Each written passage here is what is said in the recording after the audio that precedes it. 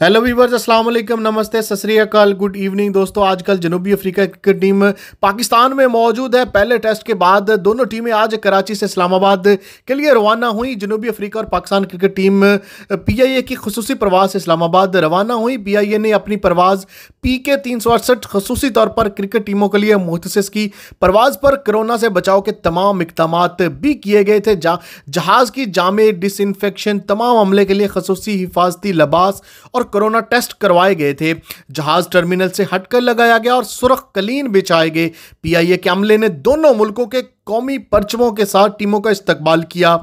जहाज के अंदर दोनों मुल्कों की ज़बानों में अनाउंसमेंट की गई और दोनों मुल्कों के कौमी तराने बजाए गए।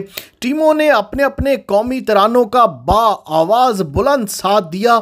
जनूबी अफ्रीका की टीम जब पाकिस्तान पहुंची तो उनको स्टेट गेस्ट के तौर पर सिक्योरिटी दी गई और बहुत ही खूबसूरत और ज़बरदस्त इंतजाम किए गए। पहले टेस्ट में पाकिस्तान ने 7 विकेटों से जनूबी अफ्रीका को बआसानी शिकस्त दे दी और अब दूसरा टेस्ट जो है वो 4 फरवरी से रावलपिंडी क्रिकेट स्टेडियम में खेला जाएगा।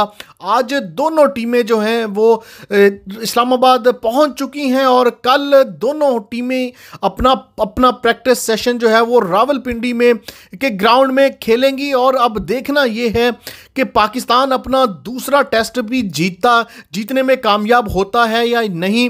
और अगर बात की जाए T20 की, तो आज T20 टीम की अनाउंसमेंट भी कर दी गई है। बाबर आजम जो है वो की क़यादत में एक बेहतरीन और यंग स्क्वाड का ऐलान किया। मोहम्मद वसीम ने